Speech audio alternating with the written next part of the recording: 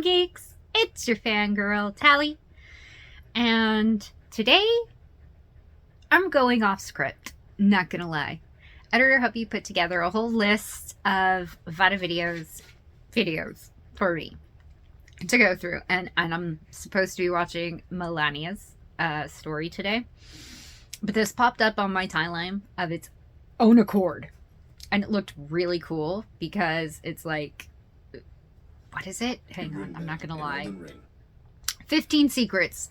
15 fabulous secrets in Elden Ring. And I'm in. I want to know what these fabulous secrets are. Before Editor Hubby gets the chance to tell me, I think, because some of these, it's his 6th playthrough, guys. So, yeah, I think I might know some of these, but let's find out. I fought every Rune Bear in Elden Ring so that you don't have to. I There were remember 21 the Elden in Ring Rune total. Bears. It was Seen awful, play those. but one of them was worth killing, and 2 of them were actually very unique. See, everyone who plays Elden Ring fights these things once or twice and then just ignores them for the rest of their playthrough, rightfully so. Most of them just look like the one I'm fighting now. Some of them have an absurd amount of health, some are covered in snow, some are asleep, some wait in ambush, but overall their movesets and behavior are largely the same.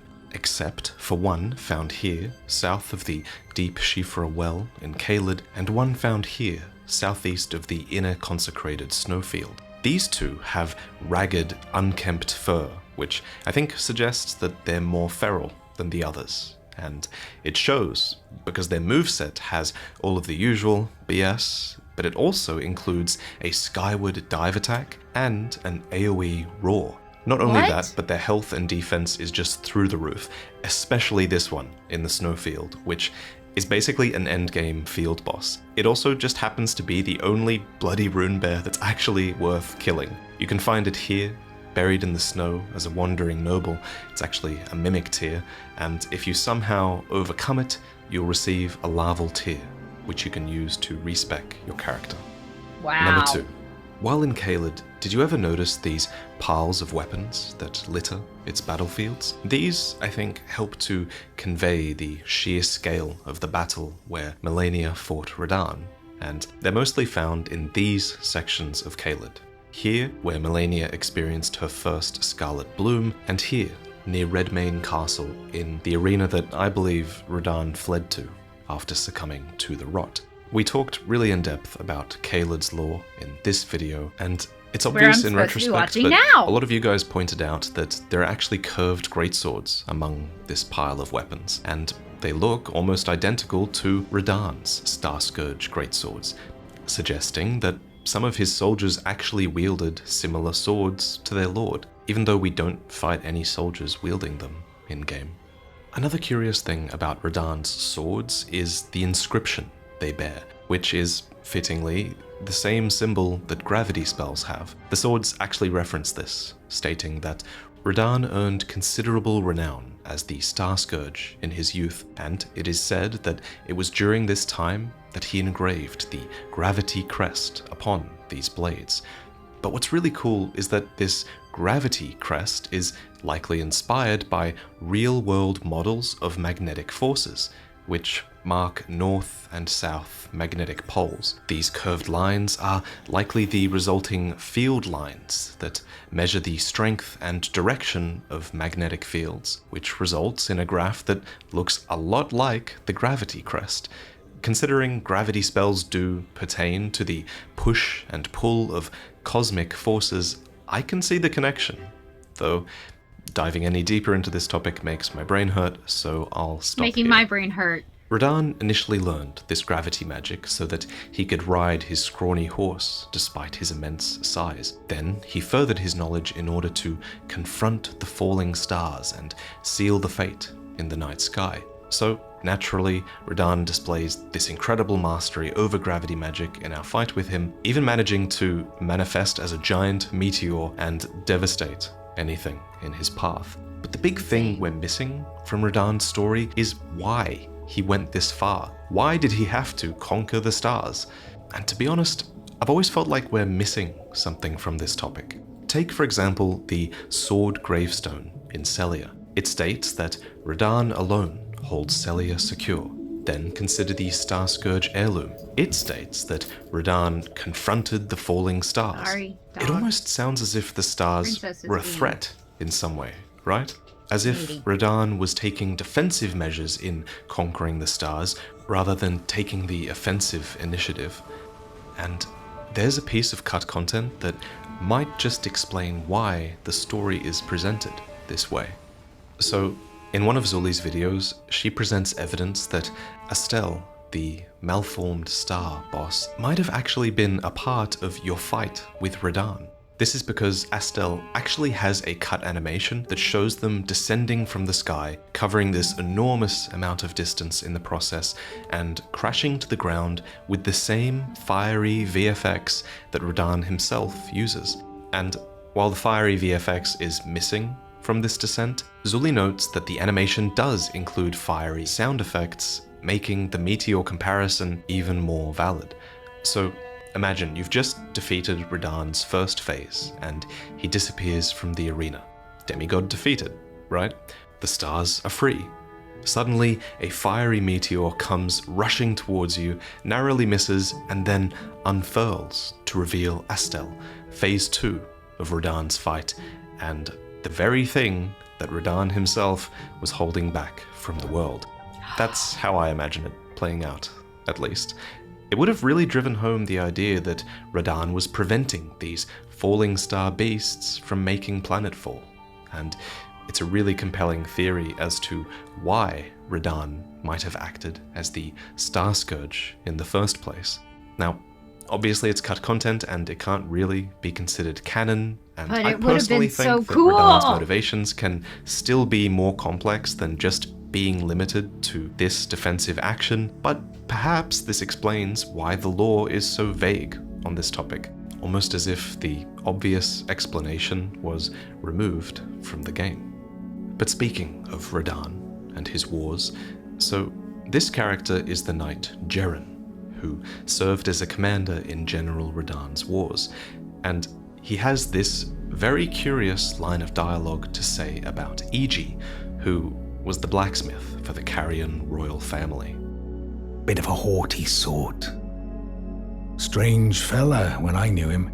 And funny thing, his swords were all blunt as stone, but not one of them decayed when faced with a scarlet rot. We learn 3 fascinating things from this dialogue. First, that Iji, Carrion royal blacksmith, actually made weapons for some of Radahn's forces, who eventually came into contact with the Scarlet Rot. Second, we learn that not one of these weapons decayed. That's quite the achievement, as Scarlet Rot is an incredibly corrosive force. Even Merlynia's knights needed to have their weapons consecrated in order to ward it off. The only downside of Iji's weapons is that apparently they were blunt as stone. It seems odd that they'd be used at all, but I guess we just have to take that quote at face value.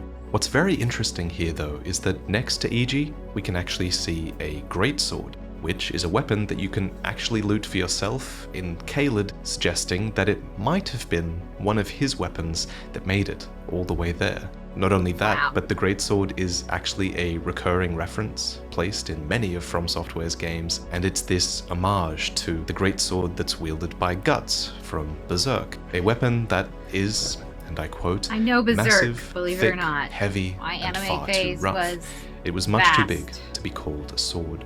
Indeed, it was like a heap of raw iron. It helps that So, it is a very I wonder, slashy show. Are these greatswords what Jeren is referring to when he talks about Iji's blunt Do not weapons? spread your hate. Maybe. So, speaking of Berserk, a long time ago I commissioned this displate artwork from Francois Couteau, and it's a blend of Berserk's Band of the Hawk and Bloodborne's characters as well. But even if That's this isn't for you, freaking I have a whole cool. store filled with designs that are just like this one, except they're inspired by Elden Ring, Dark Souls, Bloodborne, Sekiro, everything. Not to mention, you can actually Now get that's official awesome. Elden Ring and Dark Souls designs over on Displate now as well. And for a very limited time, they're all 24% off. 34% off, actually, if you buy more than 2. Displates can bring a ton of character to your room, They're easy to hang, they have these non-stick pads and wall magnets that won't damage your walls. So if you're interested, please click the link in the description and consider buying more than 2 prints for 34% off. Special thanks to Displate for sponsoring this video, but let's get back to it.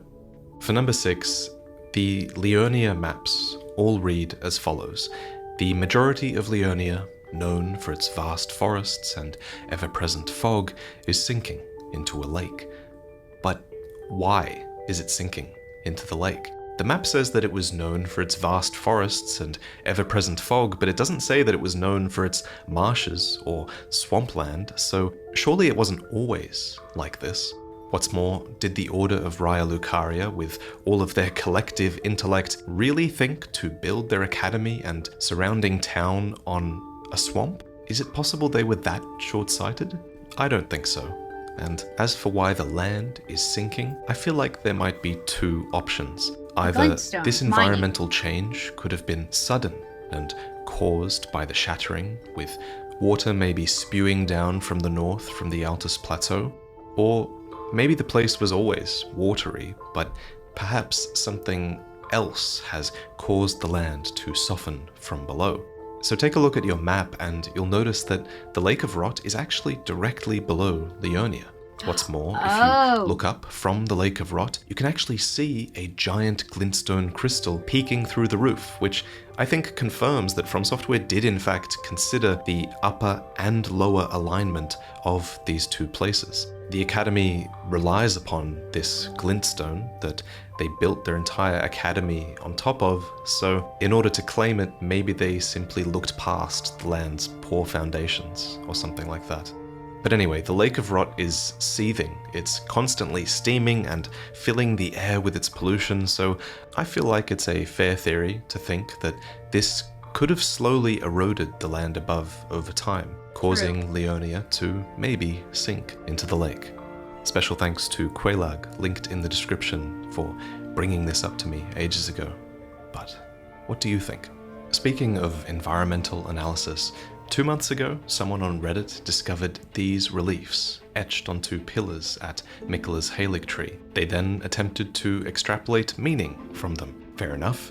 The floral design at the lower end, they claimed, depicted Merlynia's first, second, and third blooms, from which the Rot goddess emerged. Continuing up, we see an enclosed owl, supposedly representing sublime slumber, enjoyed by Miquella, who is in the womb, only to emerge in this elder state, having quelled the curse of eternal childhood. So this post received over 2,000 upvotes, and a lot of people clearly took a liking to the theory, until someone pointed out that these pillars are also found in Path of Exile, a different game, meaning that Path of Exile and Elden Ring clearly exist within the same universe, or that From Software bought this asset from a public asset library in order to save time and money. Yeah, no, it's probably that second one, actually.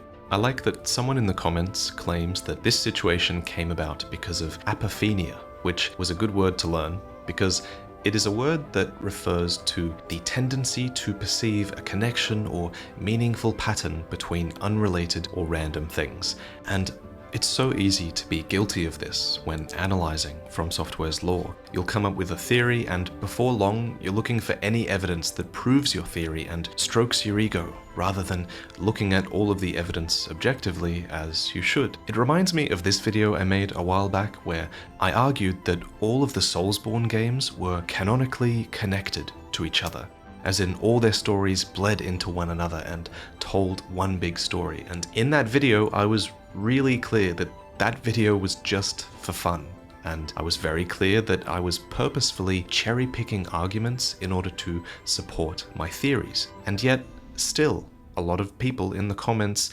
bought into the idea and started to actually believe that the games were connected. So that video now serves as a very good example, a warning, that it is very easy to be misled by someone if they're speaking with confidence on a topic that you are not completely familiar with. Anyway, back to the reliefs. I'm not saying that all architectural analysis of Elden Ring is invalid. It's I've not. Been led A down, lot of Elden Ring's architecture is probably handcrafted with intent, and you before. could even argue that Shut the up, public Emma. assets that From Software do use were chosen because they align perfectly with Elden Ring's lore. But I do think it's naive to think that every single thing in From Software's games are handcrafted with intent, and I do think it's important to remember how easy it is to be misled. Speaking of which, this next secret also deserves a healthy dose of skepticism. So, as they were fighting Godric, user JackNewbie555 noticed that while Godric's right leg is a mess of flesh, his left leg is armored, and it's this left leg that Godric uses to summon storm winds for his attacks. Most importantly, they argue that this leg looks suspiciously similar to Commander Nile, someone who summoned storms with a stamp of their foot as well. So, how likely is it really that Godric took Nile's leg and bolted it onto his own body? Well, unlike the previous secret, I actually think this one has a lot of merit. Let me explain. So, Commander Nile is a veteran general of Sol, a lone survivor who commanded spirits to defend his long-past master. But apart from that description, we actually know very little about him and his allegiances, and the same goes for Commander O'Neill, who is another veteran boss of similar design. But what's relevant to us here is Nile's prosthetic leg, and its description, which reads, "Bladed prosthetic leg enwreathed with the power of lightning." Commander Nile, veteran of Castle Sol, offered this prosthesis in exchange for the lives of defeated knights held prisoner. As I was reading this, something immediately stuck out to me. Why does it say that Nile offered this prosthesis? That doesn't make sense. How could he have offered up a prosthetic leg that he actually uses in his fight? So I went to our trusty translator, Loki, who reveals that the Japanese text actually just says that leg, meaning the true description is probably more like Commander Nile offered his leg in exchange for the lives of defeated knights held prisoner. Godric and Godefroy too, for that matter, are the only major players in Elden Ring that I can think of who would actually be happy to receive the offering of a leg as payment for something. This is true. I remember that part. Nile and O'Neill are both missing legs, which could explain both Godric and Godefroy's possession of them. So I think it's a great theory. There could easily have been a situation where Godric or Godefroy held Nile's knights prisoner, leading to the offering of a powerful limb in exchange for their safe return. Gross. The best and it was counter-evidence to this theory, though, is that Godric and Godefroy are actually using right legs as left legs here. But, as pointed out by some others in the comments, this probably wasn't a deal-breaker for Godfrey or Godefroy. And at the very least, if you don't like this theory, I think that this could easily be the leg of any banished knight as well, who were a class of warriors who mastered storms and who could have passed that mastery over to the grafted. Of all the characters in Elden Ring, Roderika is the one who was the most personally affected by the grafting, for she ventured to the lands between from across the sea only to barely escape with her own life. Everyone's been grafted. Everyone who came with me. They crossed the sea for me. They fought for me. Only to have their arms taken. Their legs taken. Even their heads taken. Taken and stuck to the spider. According to her Crimson Hood, Roderika is expatriated royalty from another land and received this cloak as a gift, which made it somewhat easier for her to be sent on her way. She can be seen wearing it in your first few encounters with her, but she soon takes it off. Why is that? Well, a great lore creator, Miss Chalice, proposes that this moment marks the point where Roderika puts aside her past and starts to carve a different path for herself. She puts aside the red hood that marked her as royalty to be protected and takes her future into her own hands, becoming a spirit tuner at the Round Table Hold instead. I love this theory. For more insights like this, be sure to check out Chalice's content on YouTube or TikTok. I've been meaning to shout her out for a while. Another creator I want to shout out again is Leviathan, who points out that Arena is actually capable of casting Rejection. I had no idea. Leviathan argues that this is the single weakest attack in the entirety of Elden Ring. And you should check out his video on the topic because this is actually a part of a longer video where he finds out if this weakest attack is capable of one-shotting you. Go to his video in the description to discover if that is indeed possible. Number 11 comes to us from user TypicalPainter7052, who discovered that it's actually possible to use Marika's Mischief in order to fool the Eye of Madness in Leonia and evade detection. I mean, it might take you a while to get past it, but good to know, I guess. These videos have always been just a great way for me to tell you about all of the disparate things in the world of Elden Ring that I couldn't otherwise fit into other videos. And only recently I realized that there's actually a character in the game that might just hate this idea of teaching and learning, and that's Elma of the Briar. We've talked a lot about Elma before, and already uncovered a lot of his lore. He hails from the land of Eocade, which is a land of proudly solitary ascetics, and he was sentenced to death for the crime of murdering numerous instructors and merchants. But what's always bothered me about his story is why he wanted to kill these instructors and merchants. Why does he make such a spectacle of collecting their bell bearings and depriving you of their items and their teachings? Well, finally, I think I might have an answer. So, the Briar Great Shield makes it clear that Elma originates from Eocide, which, again, is a land of proudly solitary ascetics. To be ascetic is to deprive oneself of all forms of indulgence.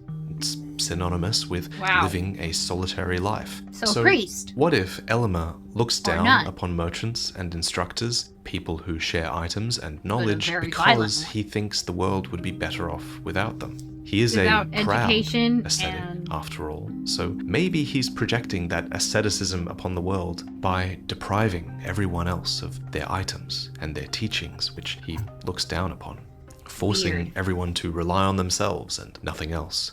I would never call this theory absolute fact, but I think it might just be the best explanation we have in the absence of any other. Number 13. In Roundtable Hold, there are paintings of many important characters, like Radigan, which can be found here. But did you notice that he's actually T-posing in this painting? Down here are his hands, and while they look a bit off because you literally can't see any of his arm, I guess it's to show that his arms are absolutely straight out to the sides. And this is important to his character, because Radigan was a very prominent Golden Order fundamentalist, and this portrait makes it clear that no one does the fundamentalist pose better than him.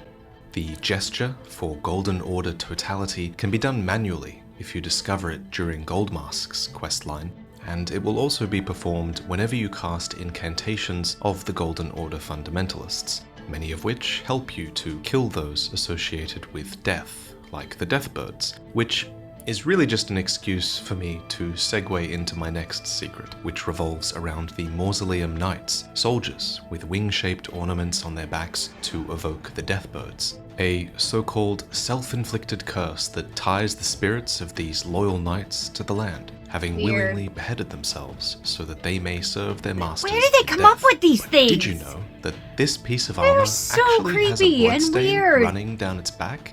This is an amazing detail that references the fact that these knights were beheaded. Credit to user Shadowbreaks, who pointed this out a long time ago. For the final secret, let's return to Caelid and Merlynia, partly because I need an excuse to shout out this incredible piece of character art created by Maureen Greyra. This was inspired by a section in my recent lore video on Merlynia, where I speculated that she might have a rebirth to come, even after the player defeats her in-game. And since the Rot God has a supposed connection to a great scorpion, Maureen speculates that this could be the result. But what I really want to point out here was that in that lore video, you guys actually noticed a piece of cut Merlynia dialogue that I missed. Is this my first defeat? Bravely fought, sir. But remember, one day the scarlet bloom will flower again. This reads similarly to Rykard's line, where he proclaims after the fight that a serpent never dies. So, while of course we can't be certain about how this cut dialogue was originally planned to be used, it does seem to be another piece of evidence that indicates Merlynia might rise again. But other than recommending that Caelid lore video again, I think that's all I have to say for now. Be sure to check out all the links in the description because they will point you towards talented creators, and subscribing to That's all of them will awesome. just fill your feed with more FromSoft. That was awesome. I actually really enjoyed that, guys. And I know that I have to be honest, the more I watch these, the more I enjoy watching Editor Hubby play again. I used to, when we first got together, I used to love just spending time with him, sitting in, on our sofas together, just chilling out in our chairs or on the sofa together, watching him play while I did my own thing.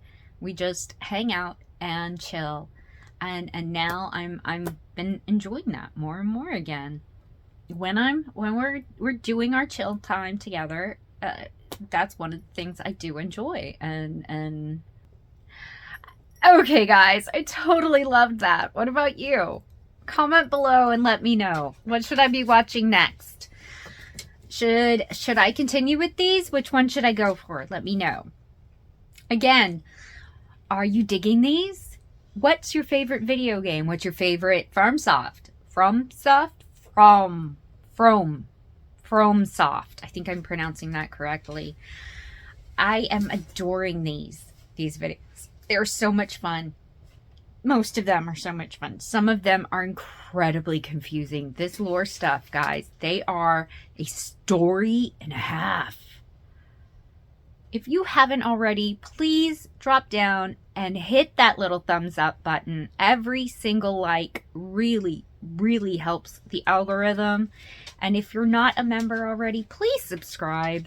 Every subscription is really helping grow our channel. Fan Geeks, let's do this thing. I love you all, and I'll see you in the next one. Bye!